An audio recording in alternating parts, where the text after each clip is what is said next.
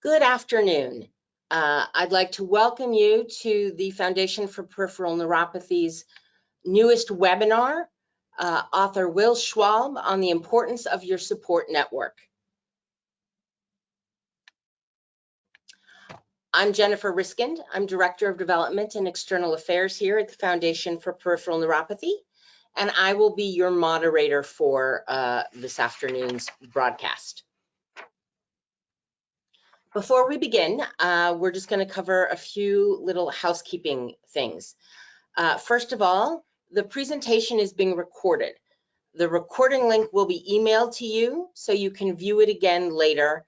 And also in a day or two, the recording of this webinar will be up on our website on the past webinars page. During the talk, feel free to submit your questions anytime via the question box that is in your control panel. We will try to answer them at the end of the webinar. When our presenters are finished, we will go to some questions and answers. If you are having trouble with the audio using your computer, you can also dial in on your phone. Just check the email that you received for the dial-in instructions. So we're going to go ahead and get started. Our presenters for today are Will Schwalbe and Chris Maxey, who are lifelong friends. Will Schwalbe is the author of We Should Not Be Friends, Books for Living, and the End of Your Life Book Club, which spent 4 months on the New York Times bestseller list and was translated into more than 10 languages. He also wrote Send with David Shipley. He is the Executive Vice President, Editorial Development at Macmillan, and co-founder with Melinda Gates of the Moment of Lift imprint. Prior to joining Macmillan, Will was founder of Cookster.com and editor-in-chief first of William Morrow and then of Hyperion. Will has served on the boards of Yale University Press, Kingsborough Community College, and the Asian American Writers Workshop. He was chair of the International Freedom to Publish Committee of the Association of American Publishers. Will was diagnosed with small fiber neuropathy in 2017. He's deeply grateful to the Foundation for the Peripheral Neuropathy for its crucial support and advocacy. Chris Maxey founded the Island School in 1999 while serving as a residential housemaster and teacher in the interdisciplinary department at Lawrenceville School. After graduating with a BA in history from Yale University, Chris served 6 years as an officer in the U.S. Navy SEAL community. While at Lawrenceville, he received a Joukowsky Fellowship and holds a master's degree in Marine Studies from the University of Miami Rosenstiel School of Marine and Atmospheric Sciences. Will, Maxey, thank you both for joining us, and I welcome you to the webinar, and it will turn it over to you. Great. Thanks so much, Jennifer. Hey, Maxey, how you doing? Hey, Will. Good to be here. So I'm going to kick things off, and then we're going to go back and forth. But I did want to add a little note, which is, Jennifer, thank you so much again. Thanks for inviting us to do this. And I will talk about this more, but I am so grateful to the Foundation for Peripheral Neuropathy because I found them at a time when I really needed them. I've taken advantage of the online resources. I've gone to in-person support groups. I've attended webinars, and I've gone to conferences, and it's played a huge, huge part in my journey with small fiber neuropathy since I was diagnosed. Also, huge thanks to Maxey for joining me in the journey of this book, which I'll tell you about, and his friendship. Maxey, you can tell everybody where you're dialing in from. Yeah, I'm here in a beautiful place, Grand Bahama. It's one of the northern islands in the Bahamas, and we're here with partners that are looking at conservation and education and research. This island was hit by Dorian, one of the biggest hurricanes that ever happened, and they're rebuilding, and it's really inspiring to be here. That's so cool. And then just one other thing before I get started, Jennifer did say to ask questions, and then she'll ask them of us. And as far as Maxey and I are concerned, ask anything. and we're happy to answer whatever questions. Just the one other thing I'll say is that, of course, I'm not a doctor. I just play one on TV. So any thing that I say about my medical journey is mine, but no one should take that as advice on their own. And I'll say more about that.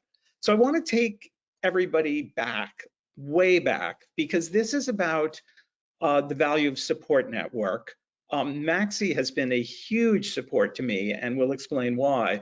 But Maxey is very unlike most of my friends, and how we became friends is a big part of the story. So I've just published a book called We Should Not Be Friends, The Story of Our Friendship, which is about the 40-year journey that Maxey and I have been on. When we were both in college in the early 80s, we were totally and completely different human beings. I was an unathletic theater kid. I was an out gay activist at a time when that was fairly rare. And I was pretty distrustful of the group that I branded the jocks. And not without good reason. The jocks moved in packs and they seemed quite menacing to someone like me and to some of my friends. And I had a perfectly happy college career, just thinking, I'm gonna just steer clear of these people. I don't need to know these people. As it happened, I took some time off from school. I sped up so that I could graduate with my class. Went to Los Angeles, worked out there in the television business, came back to school and thought, well, I'll just finish out my spring term and my senior year and hang out with my group of friends who were just like me, when a kind of extraordinary thing happened. A friend who was a year older than me knocked on my door one day and he said, "What are you doing for lunch?" And I thought, nothing much. So we arranged to have a lunch. And at that lunch, there were a bunch of seniors and they were all kind of interested in me and they asked me lots of questions. And I enjoyed that lunch a lot. I thought, wow, I'm a pretty interesting guy. Not thinking, they asked me questions the whole time, didn't say much about themselves. And the next day, this friend came back and said, "You may have guessed, but we were auditioning you for something." And that something is a secret society. And the secret society, this one in particular, had a unique purpose, which was to bring together the 15 most different kids at Yale, make them have dinner twice a week, you could never miss, and have us tell each other the stories of our lives, with the hope that we would learn to be friends with people totally different from us and we would bond for life. I should add too that this secret society accepted women the very day that Yale accepted women, and it cost nothing to join. So it was able to attract kids of all different economic backgrounds. Now, as I was having that conversation with my friend Maxey, you were having a conversation with a grizzly bear. Do you want to explain that?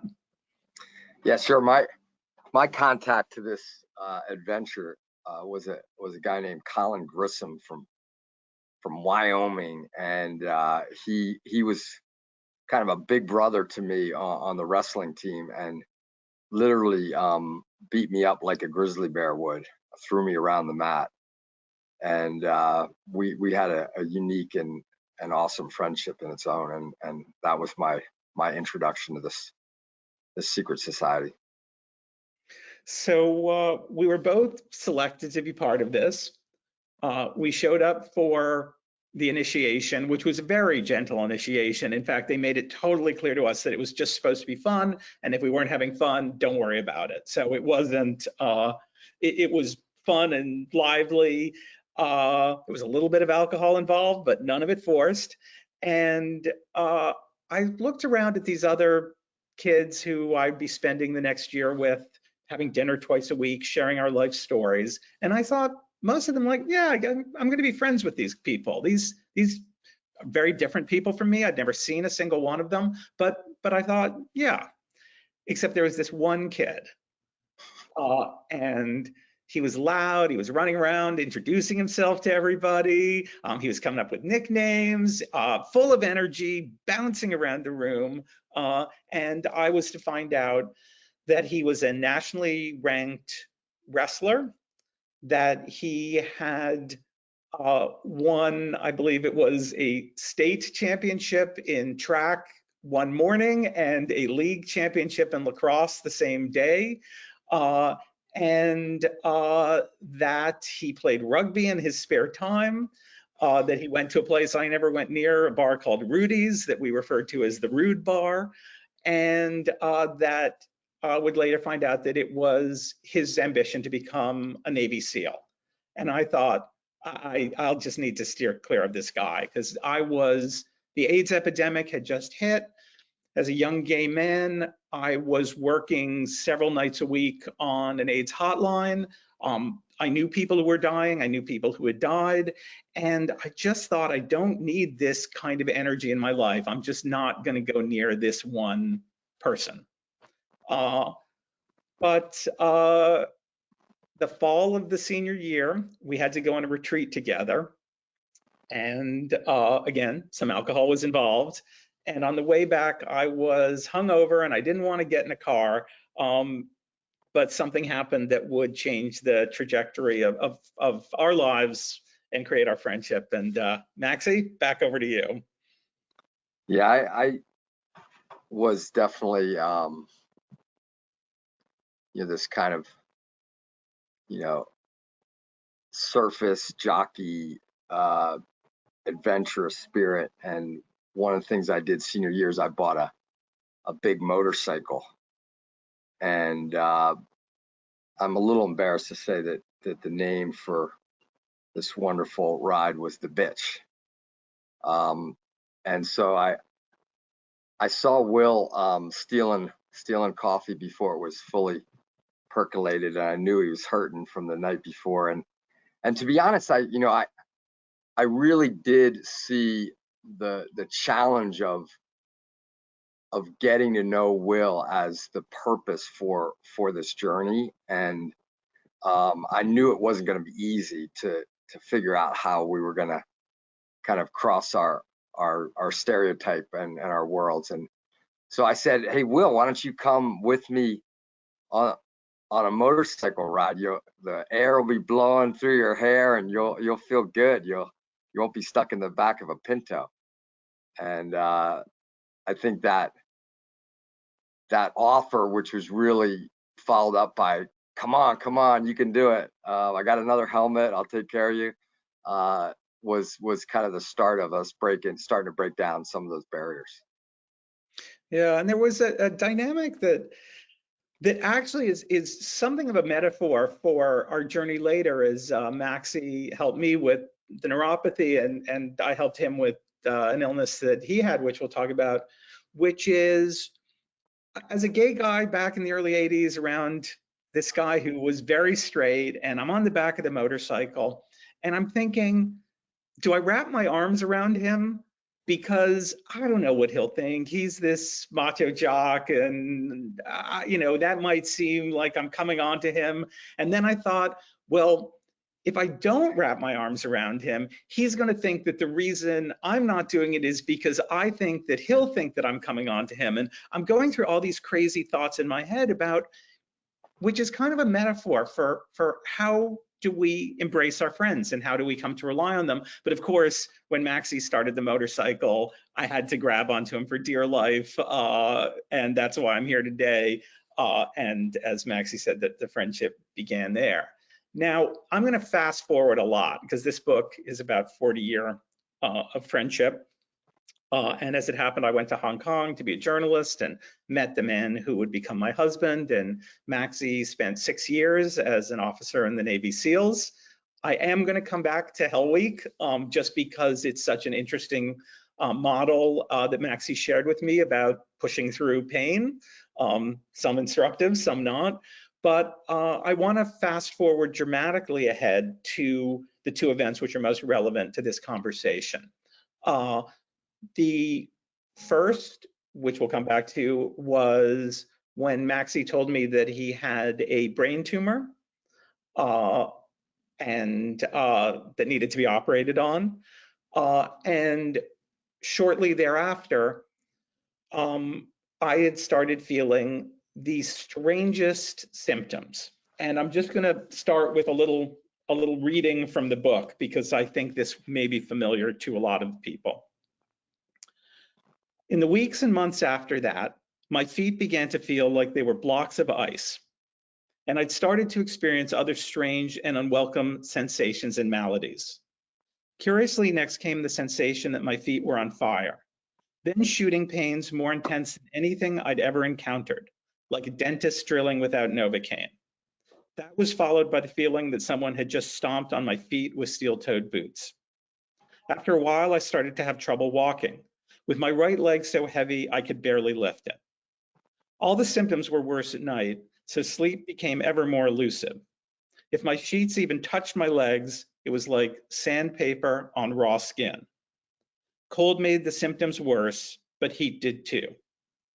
Soon after, I began to have trouble getting food to stay down and would vomit up totally undigested food if I ate more than the smallest meal. I had the most intense fatigue I'd ever experienced, which would come on within minutes. When it did, I would have to lie down on the floor. It was as if my muscles just didn't hear what my brain was telling them. I too was dizzy almost all the time now, with my heart racing whenever I changed position from sitting to standing, standing to sitting. Only lying down would bring me equilibrium. In addition, I developed a strange rash on my legs and had lost all my hair on them. I also frequently found myself pouring with sweat from my forehead, but unable to sweat at all on my legs and arms. And the painful symptoms were starting to spread to my face and hands. And that in 2017 was the start of my journey with small fiber neuropathy. Now, that was just at the time when Maxey had his operation for his brain tumor. And Maxey and I were having really powerful conversations about life. He was confiding a lot in me, but I didn't tell him a single thing about what I was going through. And Maxey, do you want to describe what was going on with you health-wise? Because I think it's very relevant. Yeah, I mean, I had, if you have to have a brain tumor, I think it's a good one to have, in the sense that it's non-malignant. So once they removed it, the chance of it growing back and affecting me in my life or needing to have follow-on treatment was unlikely. So it's called an acoustic schwannoma, and one of the things that has happened is I've lost my balance and my hearing on my left side where the tumor was growing. And but it's scary. And in all truth, I mean, Will and I think spent maybe a decade not talking, and yet I will say that when something was going hard in my life, he was the guy I wanted to talk to about it, and I knew I could call him, and our friendship would be as strong as it ever had been. And one of the themes of the book and things I've been thinking about is Maxey gave me, I mean, when we go for a decade not talking, it wouldn't be that we'd had any kind of falling out or anything. It would just be, life happens. Maxey's married, has 4 kids, has a big job, was founding a school. I'm running around New York. I have my husband, my family, my friends who I see 3 times a week. But Maxey would reach out to me when anything bad was going on. I mean, good stuff too, and really let me be there for him. Sometimes just as a sounding board, just someone to talk to. And when I started with the neuropathy, I didn't. And not only did I not reach out to Maxey, I reached out to most of my friends. I only reached out to a very few. And in looking back on that, A, that was a mistake. And B, I think I know why I made that mistake. I'm imagining that a lot of you on the call had the same experience I did, which is months before it was diagnosed. And in my case, I was incredibly lucky that it was only 6 or 7 months, because I know I've talked to so many people who went years or even decades without being diagnosed. And I remember the experience of going to my doctor, who's a superb doctor, and he said to me, look, I want you to see a vascular specialist, a heart specialist, and a neurologist. And I remember the experience of going into the vascular specialist and walking across the office. And as soon as I got to his desk, he said, well, it's not vascular. And I said, how do you know that? He said, I can just tell by the way you walk. And he did all the tests and he was right. And off I went to the cardiologist, who said, I don't understand what's going on. Your heart's fine. And so I think part of the reason I didn't confide in friends was I didn't know what was going on. I was starting to think that maybe something was wrong in my head. And I remember when I went to see this brilliant neurologist, Dr. Tina Shetty, at Hospital for Special Surgery, and I rattled off all my crazy symptoms. Just the incredible sense of relief I had when she said, you know, I think I know what you have. It's called small fiber neuropathy. We can do a skin biopsy and some other tests. We'll rule out large nerve involvement with some different tests, but we'll do this little skin biopsy and we can determine with a fair degree of certainty whether that's what it is. And that's indeed what it was. So over the months of not being diagnosed, I had gotten in the habit of not sharing with people. And I also had a sense, especially because Maxey had gone through something so dramatic, something that required an incision and something being cut out of his head, that I felt almost embarrassed that even though I really was suffering and it was having a huge effect on the quality of my life, I wasn't leaning on friends to talk about it. And there were a couple of friends I did. There's a character in the book called Singer, and Singer is in quasi-medical field. So I was talking to Singer. In the book, I talk about a friend named David Kelly, who had worked as a counselor for people newly diagnosed with HIV. And I confided in him, and I had my husband. But I just had all sorts of conversations with Maxey and never said anything. And one day the phone rang, and it's one of the few times Maxey's ever gotten mad at me. So over to you, Maxey.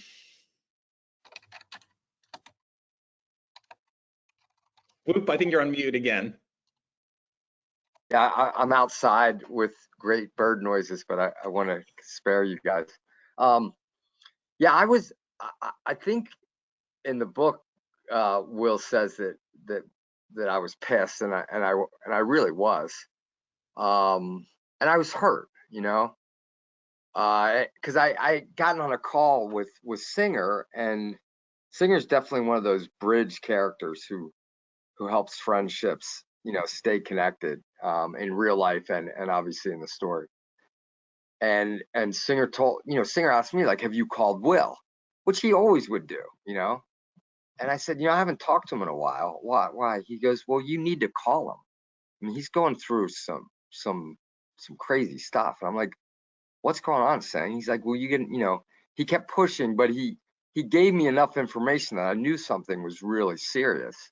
And so I really opened the call with Will, saying, like, this is not okay. We're friends. You're going through some hard times, and I got to hear it from another friend. Like, I really want you to know that I'm here for you. And so, yeah, I mean, Will says this well, and it doesn't have to be said that when you're vulnerable with friends, the friendship increases in value in so many ways. It's the tendency is to call up and say, hey, come to the Bahamas, let's go play together, let's go have a drink in New York together.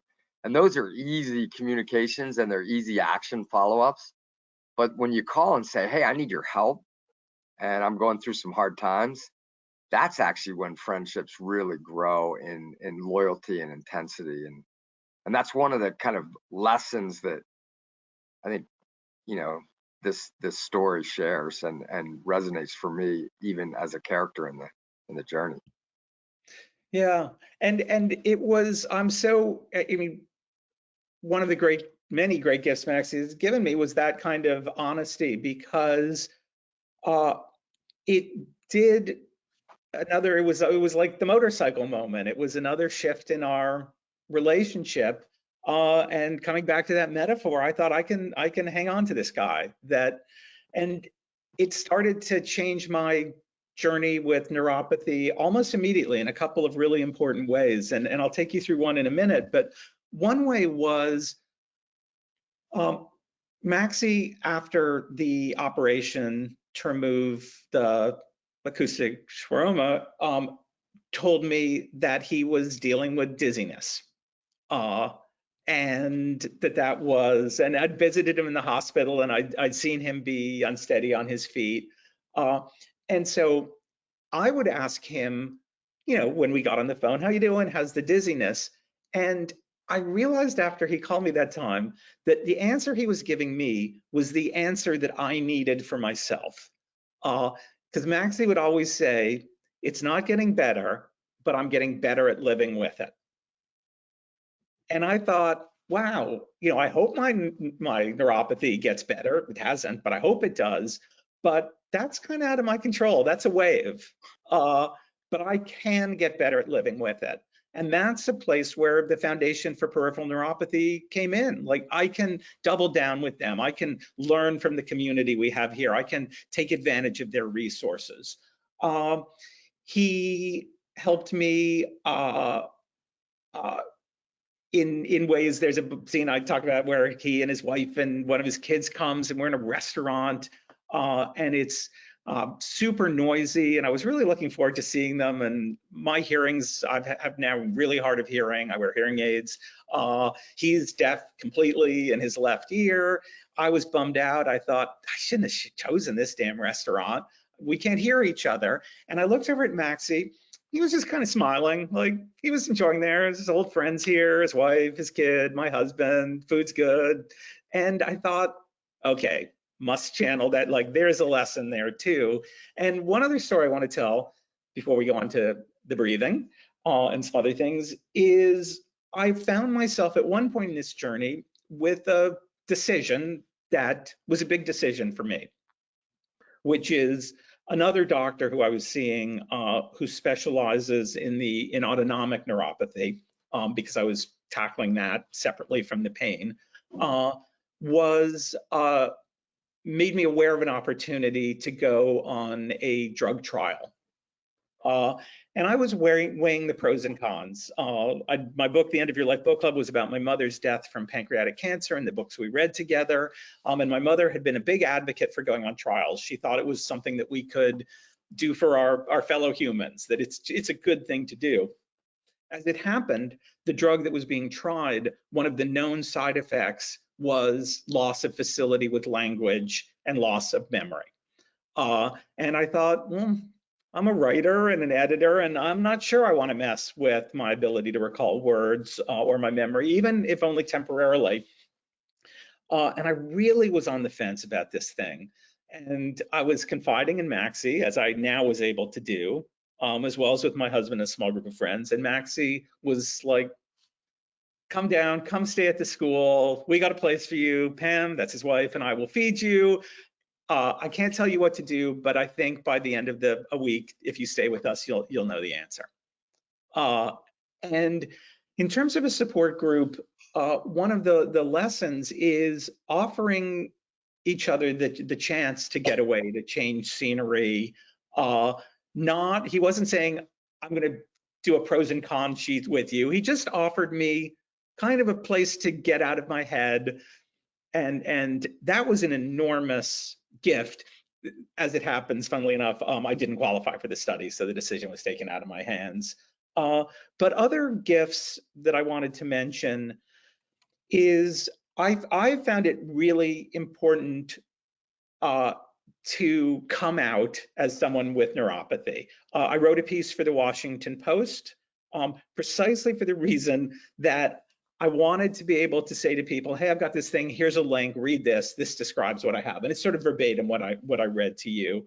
But it's ironic, as someone who came out as gay as a teen, that I feel like similarly I need to come out as having neuropathy constantly, because I found that I need to surround myself with people who understand that even if we have plans and they're super fun and I've been looking forward to them, I may call an hour before and say, I'm sorry, I would have loved to see you, but I can't today. I need friends who I can just call and kind of complain to without them offering solutions. I'm not always looking for you should do this or you should do that.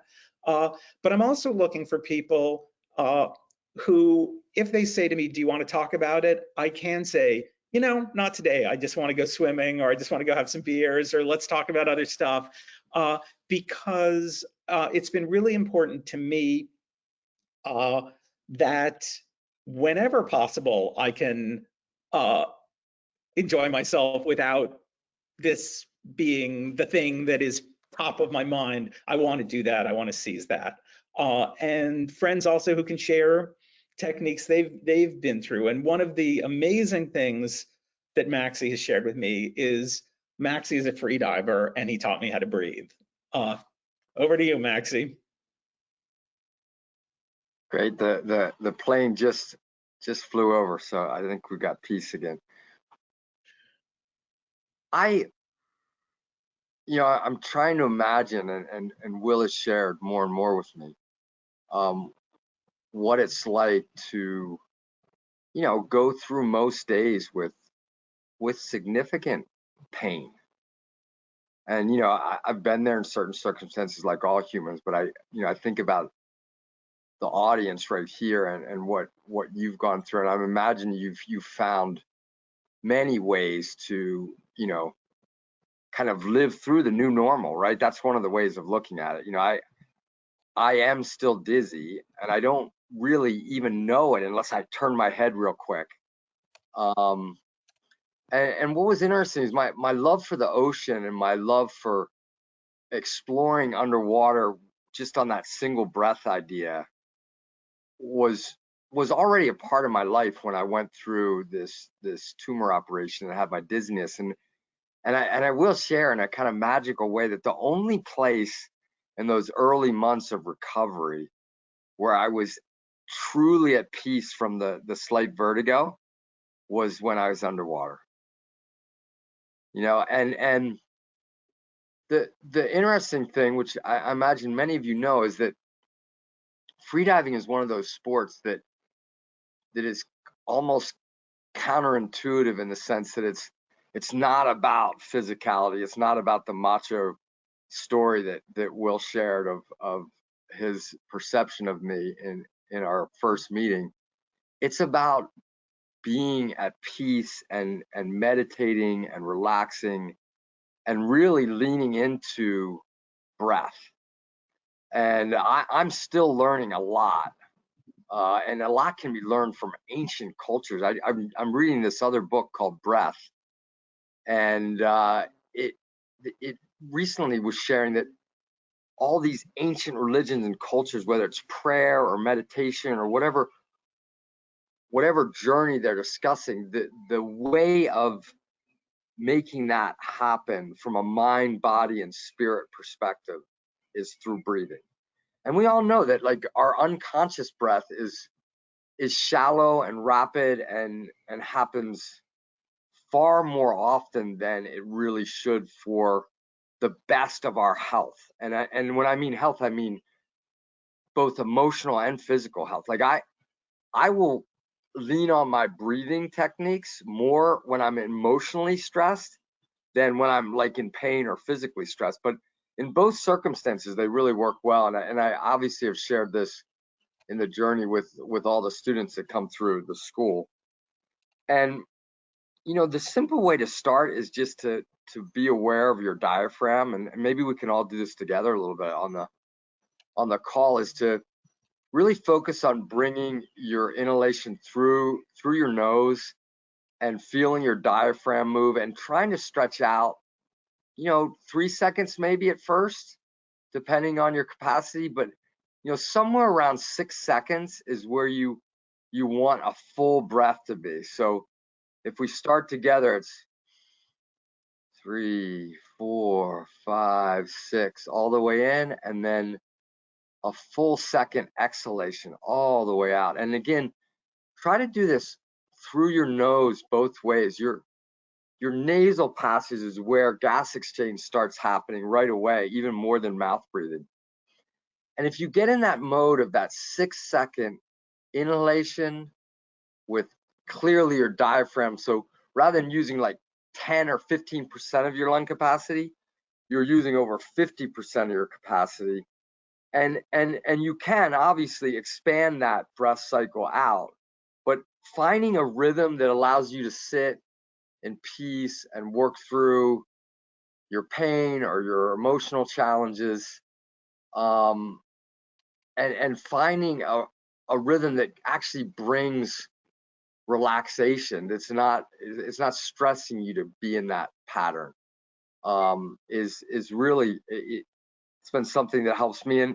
And clearly I could go into other breathing techniques. Some of you probably practice on your own too, box breathing and working different nostrils. And there's some really great techniques in yoga and Hindu faith that go way beyond my knowledge, but it's fun to share. It's thank you. I feel actually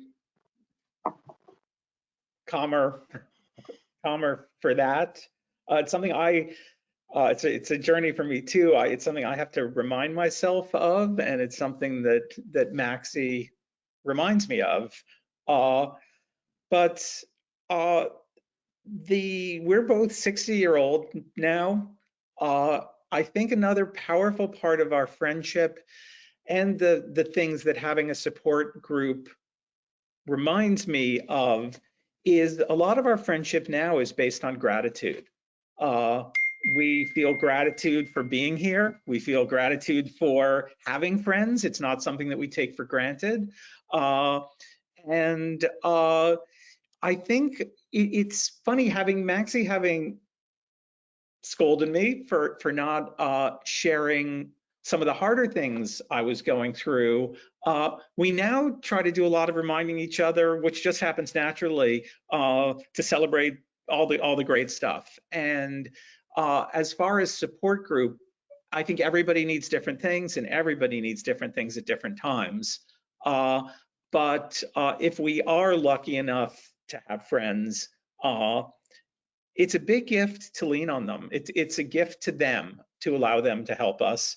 But it's also great to have people who you can tell, today I need your ear, and tell, today I just want to go swimming or talk on the phone or go for a walk or whatever the case may be. So I think we're getting to the moment when I'm going to pass it over to questions. I hope there are some good questions, but otherwise we can continue just chatting with each other. And as I said, ask anything. So Jennifer, do you want to come back on? Hello, thank you both, Will and Maxey, for sharing so much of yourself and your story. I think it's very inspirational. I know it is to me, and I think it is to some of our constituents here at the foundation. We do have some questions. First, since you just spoke about it, Maxey, can you repeat the name of the book that you were reading on breathing, and do you know the author's name? Well, that's a good question. I'm really not good at I should be, right? Because my good friend is an author. But I can try to look it up while we're talking and put it maybe in the chat. That would be great. But what's the name again? Is it Breath? Breath? Yeah. Okay. Breath. Thank you very much. Sure. Obviously, I think a couple of our attendees are interested in reading it. So let me ask you this, Will. I mean, and you talk about this in the book, and you've talked about it, that you know, it is a journey to get to the diagnosis, that, you know, not a lot is known about many things about peripheral neuropathy. So, you know, how do you cope with being disheartened at times with the lack of progress or the lack of knowledge in terms of treatments, and or how do you stay hopeful? So, well, yeah, it can be disheartening. And one of the disheartening things is having an invisible illness or invisible disability, because our society is not very good about that, and can be very judgmental. And there is that constant need to explain. And so that's discouraging. I am discouraged with the amount of education that we still need to do in the medical community. And in fact, the number of doctors, even neurologists, who still don't fully understand how to diagnose various forms of neuropathy. I'll get to what I'm encouraged about in a second, but I'm also discouraged too, because at least as I understand what I have, which is small fiber neuropathy, it is a symptom of something. And that the fact that 50% of us who have it, it's described as idiopathic, obviously just means they don't know what causes it.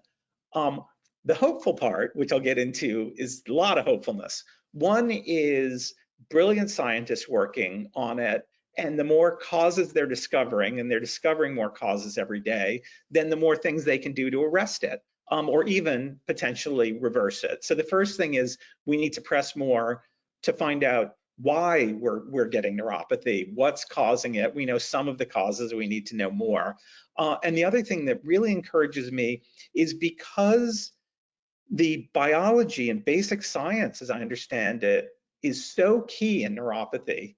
It's how our nerves work, that actually it's something of a holy grail for big pharma. And as I've done my research, I'm learning about literally billions of dollars that are going to try to find more effective treatments and cures.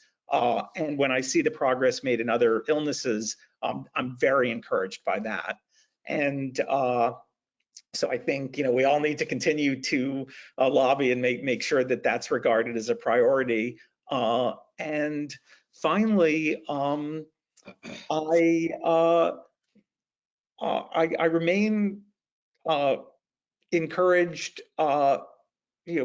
This is an odd thing to say, and I hope it doesn't strike anybody as wrong, but I'm being very frank. When I first went to my neurologist, she did a couple of basic tests, and then she said, "Well, I'm pretty sure it's not ALS." And my first thought was, wow, I didn't know that was a possibility. And then, gosh, I'm pretty glad it isn't. So I also do, on the gratitude front, try to say, yeah, I have my challenges, but oh my goodness, there's so many things it isn't. And we don't get to choose what we get, and everybody gets something, and this is the thing I got. Thank you, Will. You mentioned a little bit about the fact that there's not a lot known about causes. I've had a couple people here ask if your doctors know what caused your small fiber neuropathy, or are they considering it idiopathic? It is considered idiopathic. And they did test me. Dr. Oaklander has a really fantastic list on neuropathycommons.org of all the many of the known possible causes. And they went right through that checklist and came up with nothing. I will share that I have my theory, which can't be proven. But and I write about it in the book, I had all sorts of sinus infections throughout my life. And was sometimes treated with Avalox or Levaquin, which are fluoroquinolones, I think is how the word is pronounced. And they now do carry black box warnings of possible nerve damage. It's a very tiny percentage side effect, and they're wonderful drugs for treating things that are resistant to other antibiotics. But I think it came on very suddenly after an Avalox course, and I think there is a chance that was the cause. And for that reason, my doctors don't want me taking that class of antibiotics anymore. But that's just anybody's guess. Officially, I consider it idiopathic.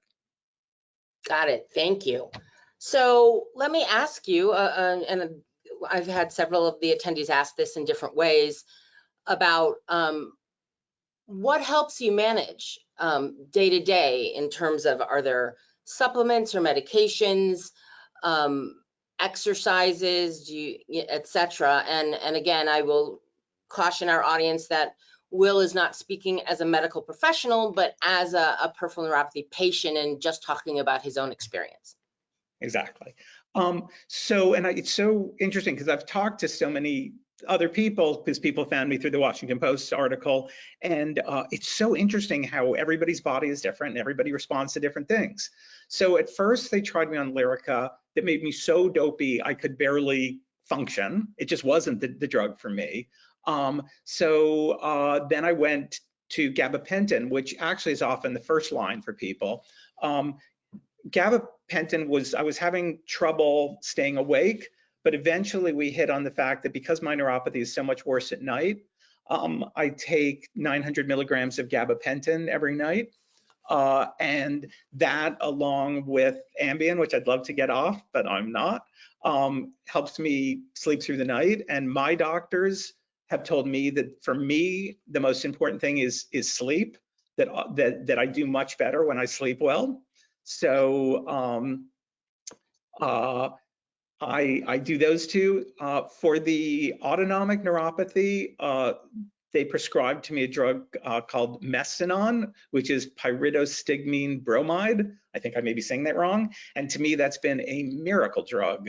That's what allows me to digest food. And I take it as much or as little as I like, anywhere from 1 to 4 tablets a day, no more than 4. And every day I take 1. And I try to time those.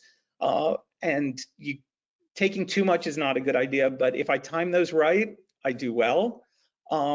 My biggest problem is the pain at night and still waking up at night. And I also am like a weather vane. I am incredibly sensitive to heat and cold and to barometric changes. But some days I have better days and some days worse days. And I used to kind of beat myself up, like I should have done this and I shouldn't have done that. But now I realize mostly they just come and I can't really control them. And I will say I go to the gym 3 times a week. I do balance and strength. My balance is still really good. I'm very lucky in that I have no large fiber involvement, so I've never had balance or strength problems, just the dizziness. And I do find that I have this exercise intolerance, so I'm often a little more ill after I go to the gym, the day after, than I was before. But overall, it's a hugely important part of my mental and physical well-being. So I make myself do it, and I enjoy it. Thank you, Will. To follow up on the question about the book that Maxey referenced, it is Breathe, A New Science of a Lost Art by James Nestor. So thank you for that. And Maxey, I'm going to direct the next question to you. One of our participants asked, what is the best way to support someone with peripheral neuropathy, whether it's a spouse or a friend or a family member, having been in that situation? How would you counsel them? Well, that's a nice question, and I think it kind of goes against my personality. I tend to be someone who likes to fix things, and yet I think as we get older and we realize that we really are going to live with challenges and learn to live with challenges, that the best thing you can do is just listen. The best thing you can do is ask and care and show that you care, and then not try to fix it. Like, are you doing more exercise? Have you been to a different doctor? Have you tried some new drug? Like, I think that can be really tough. That's my feeling is, and I think you guys all know this intuitively too, is that you're not reaching out necessarily to ask your friend or family member to fix something. You just need someone to know that you're in pain, and you need someone to breathe deep and send you strength. That's one of the things I do when I meditate, is I think about Will, and I think about the fact that he has this challenge, and I send him I sent him some love and strength, even not talking to him, just breathing. Thank you, Maxey. Will, from your perspective, is there anything else to add that you think is you have found the best way that friends and family have helped you? So, yeah, I mean, I think as Maxey said, and as we talked about in our story, the first thing is to ask. And I think a lot of my friends who I have told, and pretty much everybody knows at this point, things are tough. People tiptoe around subjects. Sometimes I just need to say, hey, text somebody, I'm having a rough day, I'd love to talk to you. And be specific, as Max said, like, because if they don't know, if they're not as sensitive as Max is, say, like, not looking for a fix, just need an ear. I think having the confidence to ask for what we need and want. There was a really valuable thing that I learned from a book called The Etiquette of Illness, which was a book that was recommended to my mother when she was first diagnosed with pancreatic cancer to share with her family and friends. And it had this brilliant thing where it said, as a friend, it's a great question to say, not how are you feeling today, but do you want to talk about how you're feeling today? Because sometimes the answer is, yes, I do. That's so nice of you to ask. Thank you. And sometimes it's, no, not today. Actually, I'm having a great day and I just don't want to think about it, or not, whatever the case is, no. So I think as someone who's going through something, I think telling your friends kind of what you need from them and wanting to say, hey, I'd love for you to ask me, but if you don't mind, I'd love for you to phrase it in the following way. Like, do you want to talk about? I think I want to end, if it's okay, because do we have any more questions, or? We do have a couple more. Is it okay if we ask one or two more? We've got about 8 more minutes. Is that okay? Absolutely. All right. Great. Thank you. So first, this is to you, Will. Do you have any other sort of related symptoms that aren't typical for peripheral neuropathy, but that you think are related? Those ones I rattled off are all, thank goodness that I have. And the methadone keeps a lot of them much more under control than they were, and they're all classic small fiber neuropathy, like textbook. Okay, thank you.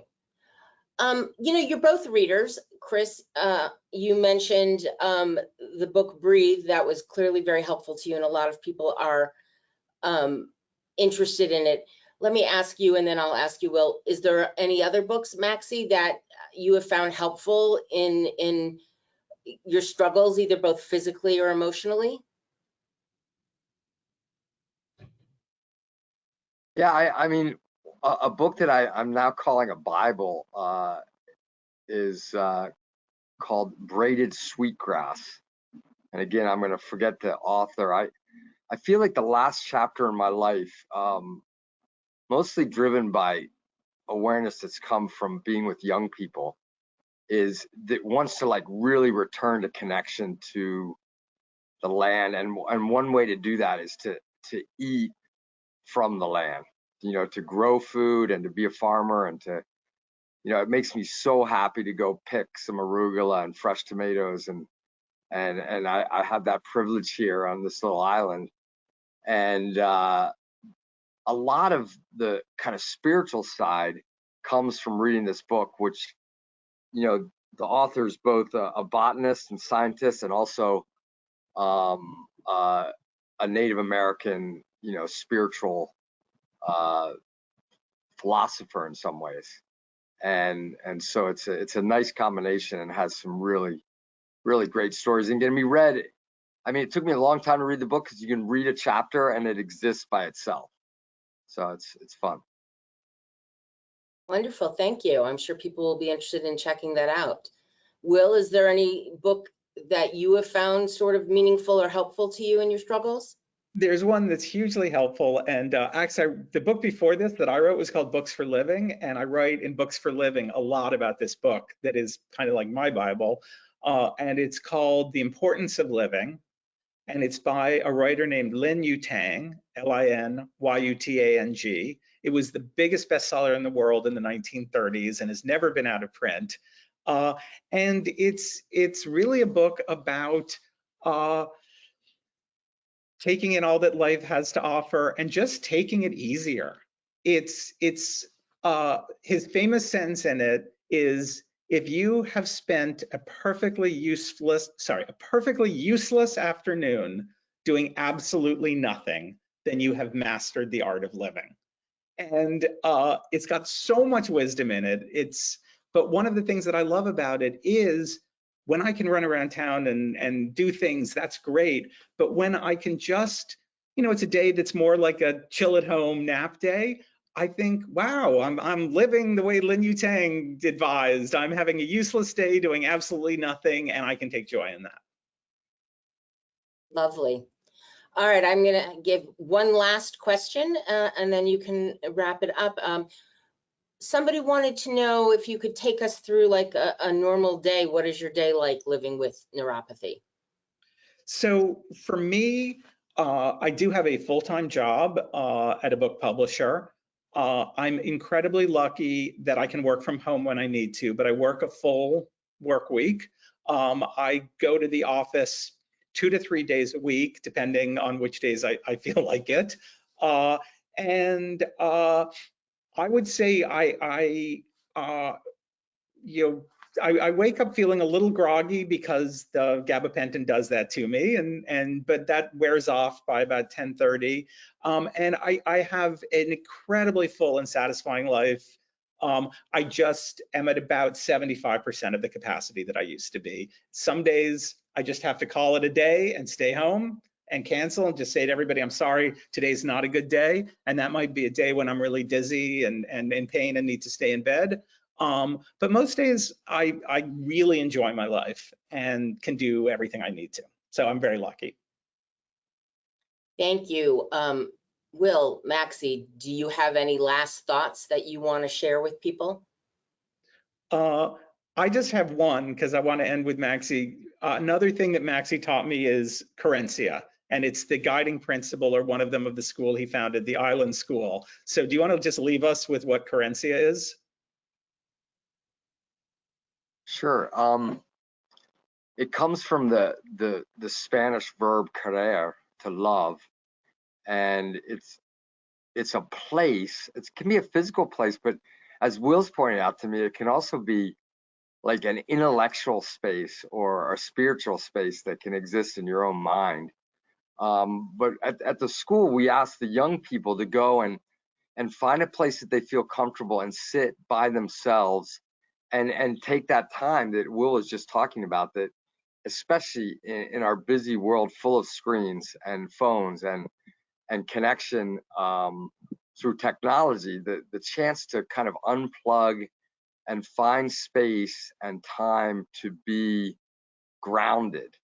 The other literary reference to querencia comes from Hemingway, where he talks about the bull, like literally finding that place in the ring where it's going to make its final stand. So there's a full range of definitions, and yet it's really, finding a safe place where you can breathe deep and be alone with your thoughts and cherish the good things you have in your life, the ability to get up and breathe.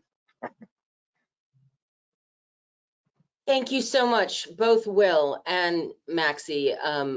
Thank you for being so open and sharing so much of yourself with our audience. I'd like to thank everybody, the participants, for attending. Like I said at the beginning, this webinar recording will be up on our website in the next few days. And we ask you to please take a moment and fill out the survey that will come your way as soon as we end this webinar. And the books that have been mentioned, I'm sure you could all look them up on Amazon if you're interested in learning more. But mostly I want to thank Will and Maxey for sharing their journey with us. And I want to thank our participants for listening. So thank you all. Have a great day. Thanks so much. Thank you. Thank you. Take care.